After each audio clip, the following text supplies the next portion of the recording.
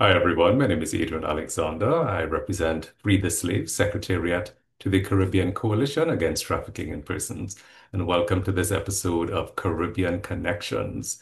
With me today is Miss Judy Sango of the Commonwealth of Dominica, not to be mistaken with the Dominican Republic. I know a lot of people make that mistake, but the beautiful Commonwealth of Dominica. And Judy's here to chat with us on all things disabilities. She is a tremendous disability advocate and she wears so many hats. So she'll tell us a bit more about herself. So, Judy, welcome to Caribbean Connections. Thank you so very much. I am delighted to be on Caribbean Connections this afternoon. Great to have you, Judy. And tell us, who is Judy Songa? A lot of people in the disability movement would know you, but not everyone, in the region. We want to make that shift so that a lot of people find out who is this Judy Songa? I am Judy Sango, as you rightly said, a 25-year-old who hails from the lovely island, the nature island of the Caribbean, the Commonwealth of Dominica. I am currently a law student, a passionate disability rights advocate who holds currently 11 positions within the disability community locally here in Dominica, regionally, and internationally. I am also a children's author, having released my first children's book, The Girl Who Walked Differently, approximately 1 year ago. Um, but my passion is law and all things advocacy. And this is just a little bit about the individual that I am. Oh, Judy, that is so lovely. So happy anniversary. It's your 1 year anniversary of your book. That is so Thank cool. you. And actually, I'm not sure if you're familiar with what's happening here in Trinidad and Tobago, but we just had admitted to the Senate as an independent senator, the first person with a disability ever admitted to our Senate. Nice. So she's someone who is blind. She's a human resources consultant, That's and great. just like you, passionate about disability advocacy. So there's a tremendous movement taking place across the region. Now, you said you have 11 positions. I would love to know more about that. Tell us a bit about. So, so currently, I am the president of the Dominica Association of Persons with Disabilities. I am also the president, program director, and founder of the group Youth with Disabilities Connections Caribbean. I am also the president of the World Council for Churches Ecumenical Disability Advocates Youth Network. This is a title that I've held from since December 2024, and this prestigious title of president, youth president, was bestowed on me in Guyana, and I am also the Commonwealth Disabled Peoples Forum Caribbean representative for the Commonwealth Caribbean countries. And so I supervise a lot of the youth programs that go on within the Commonwealth Caribbean. I am also one who holds the title of the youngest president in the history of the Dominica Association of Persons with Disabilities 41-year history. So I have this prestigious title where I guess my name was added to history. I have hold I have held many positions, including positions of secretary for various groups in the region. And I continue to just be a passionate advocate, not just for myself, but for those whom I come in contact with. And my main motto is self last, and changing the lives of others is my top priority. So, this is just a bit of the many positions I hold. I also represent Dominica um, on the global stage, being the primary person who represents Dominica in all things disability.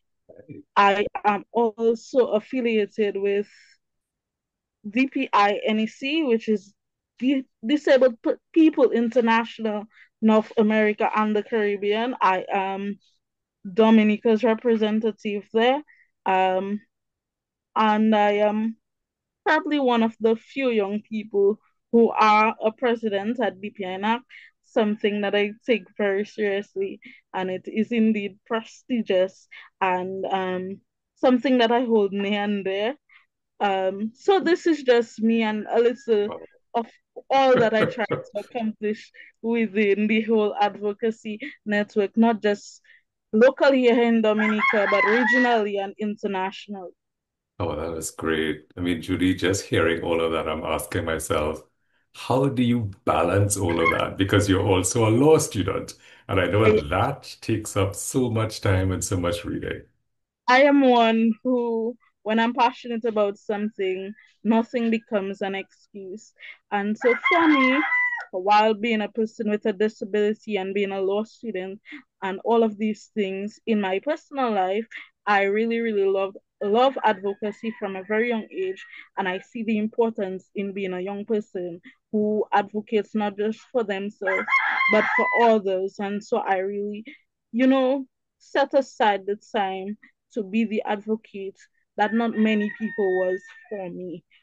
Because I grew up in an era where older persons were advocates and they did not necessarily relate to young people.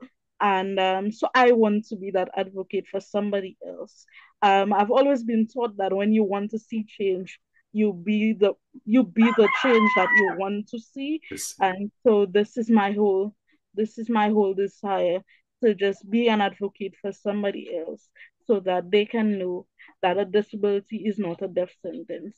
It is only a doctor's diagnosis.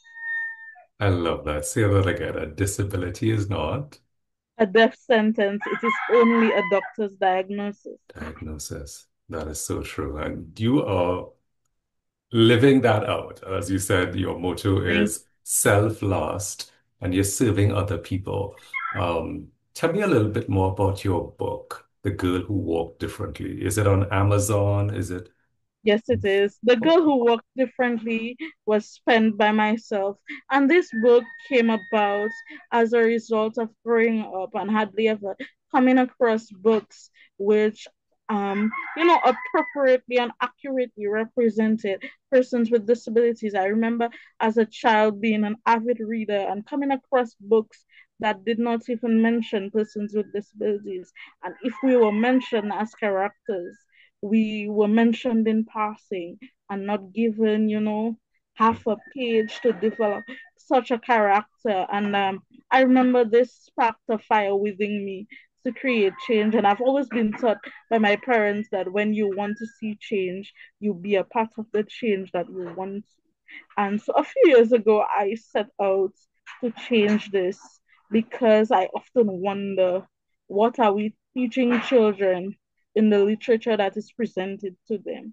And being someone who has many nieces and nephews, and being someone who loves children and who is concerned, about the type of literature that we present to them and how this literature will shape them as individuals and will shape our society in the long run. I set out a few years ago to change this, and so I penned the book, The Girl Who Walked Differently, which chronicles my life as an author growing up with a condition called arthrogryposis, which causes me not to be able to walk or stand for a prolonged period of time.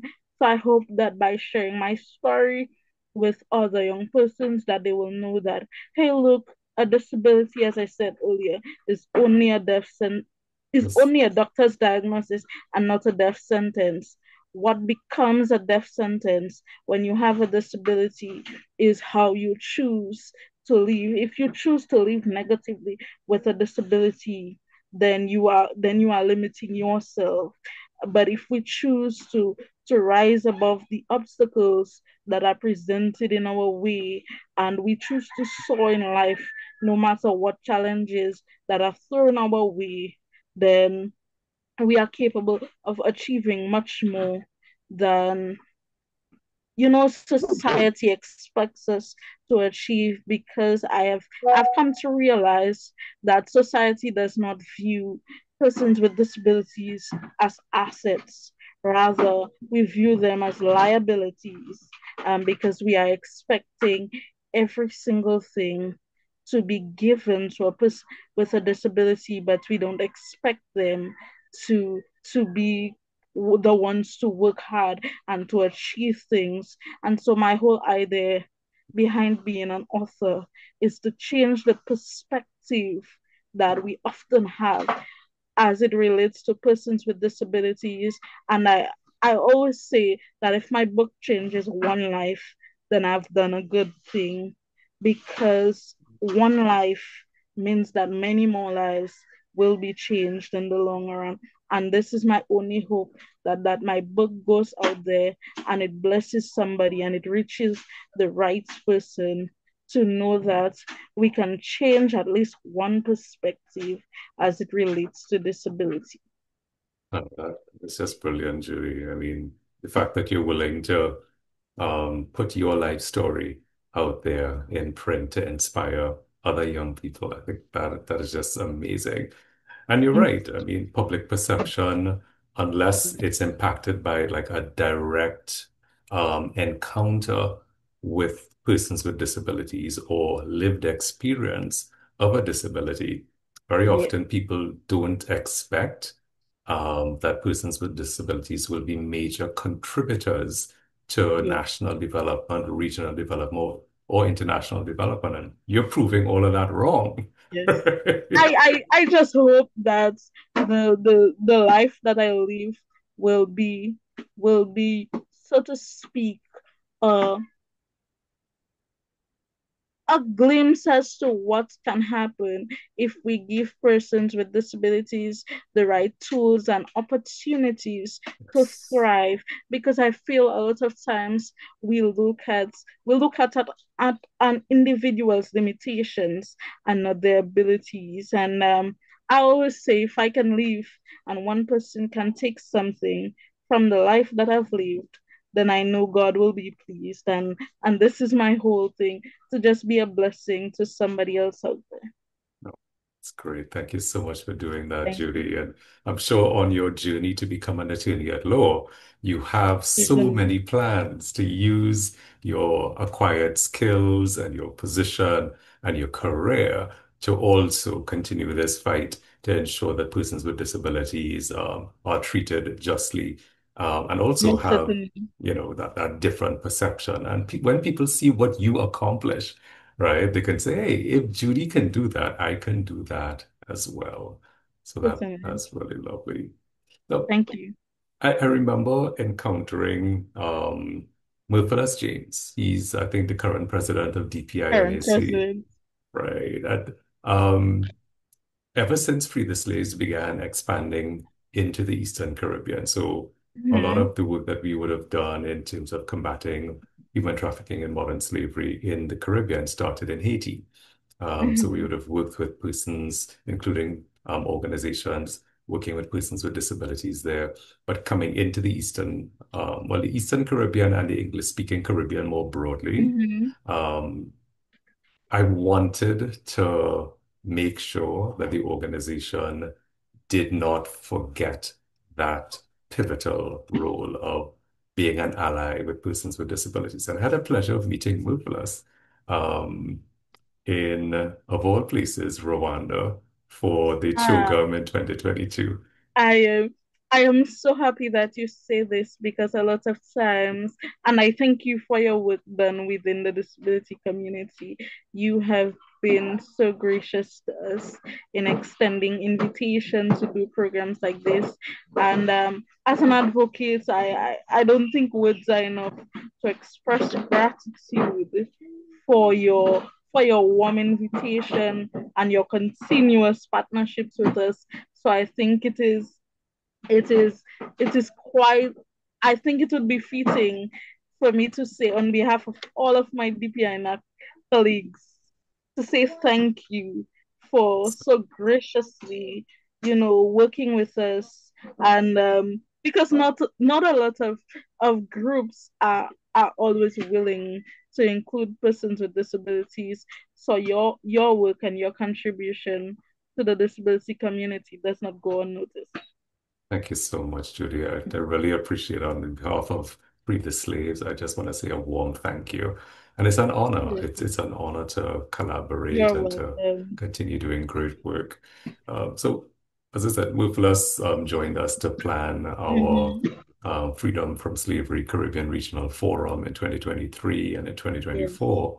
And now that the Caribbean Coalition Against Trafficking in Persons was launched in July of last year, he's on the leadership committee, again, Mm-hmm. providing that opportunity for input and feedback and guidance, really, a lot of direction and support in this area. And these podcasts that we're doing now with Caribbean Connections is really to highlight to our wider CARICOM region.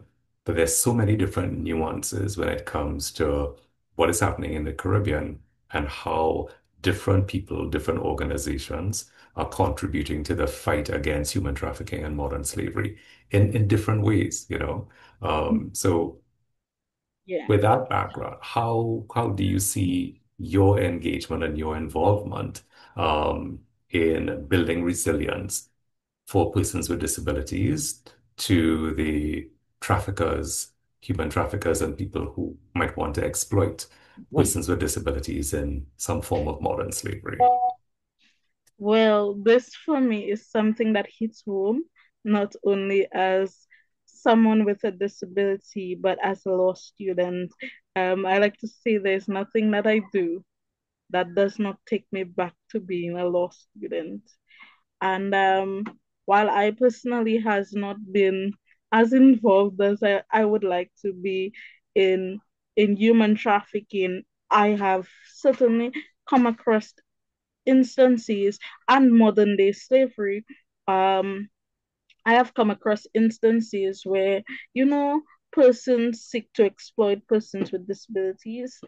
And I have done my absolute best to be vocal and about such issues because I see the importance in being vocal about such issues. And so if we are to speak of some of the issues that happens in modern day that is pretty much modern day slavery. When, for example, we need to take a look at the employment of persons with disabilities.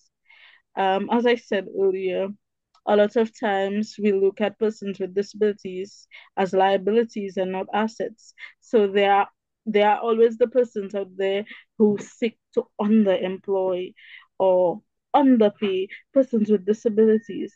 And this is slavery because there are laws in most of the Caribbean countries that say that you are to pay a person a certain amount, and sometimes persons believe because an individual may have a disability, especially if their disability affects their mental capacity, they are taken advantage of quite a lot. And me being one who understands living with a disability and now having a legal perspective, this is something I am passionate about because I believe in giving everybody an equal opportunity to thrive and not just seeing people as liabilities and expecting, for everything that an individual wants, they have to ask for it.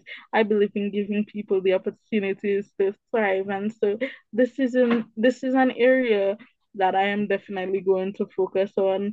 Even as a student, I have started such a process in looking at this area a little bit more closely. So yeah. Great. I know earlier this year there was the CNN Freedom Project that was held, and I was so excited to find out that you were with one of your many roles that you have in the Caribbean, Yeah. that you got involved in that. Tell us a bit about that, please. Certainly. So earlier in March 2025, my organization, Youth with Disabilities Connections, um, participated in the My Freedom Day campaign um, with a few of our young persons with disabilities from countries such as Dominica, St. Lucia, and of course our dear Guyanese brothers and sisters, we joined together and participated in this all important event aimed at ending modern day slavery for our children, but even more so for everybody, because currently there are about 12 million children globally who are still in some sort of slavery even today. And so we had the incredible honor of lending our voice to a campaign that seeks to end this issue that I would say needed to be ended a long time ago, because no child um, deserves to be in such a situation. And this issue hits home for us even more so because quite a lot of young persons with disabilities globally find themselves in situations where they are in some sort of modern day slavery. And so I had the opportunity of participating in this great event, and I do hope that as time goes by, I'll definitely continue to participate in this all important initiatives that seeks to better the lives of our children and end modern day slavery. Excellent. I mean, one thing that I'm encouraged by is next year, God willing, is the 10th anniversary of the My Freedom Day project. So I'm sure um, with all of the different roles that you Certainly, execute so well, including with Youth certainly, with Disabilities Connection, I'd love to see a collaboration where we can do something certainly, big as there's enough lead time to certainly, prepare for that. Yeah, certainly. that'd be great. But in terms of um, the national situation in Dominica, um, is your organization, the association there, part of any government or NGO related activities to like advocate against human trafficking or to develop plans or training around the issue of human trafficking? Not necessarily. But I guess that's the benefits of having a young president who is as passionate as it gets about this all important issue.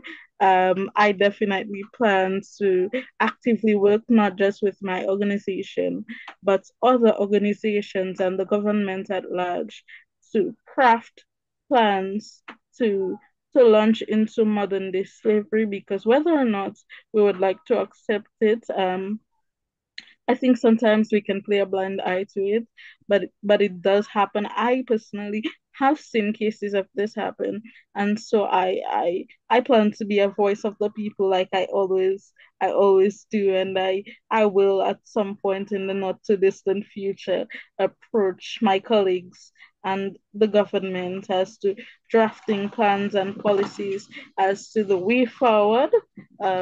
Because my whole perspective is not just a better people, it's not just a better nation in terms of visual but a better people, because I understand that if our country looks good visually and our people are not better, then it makes no sense.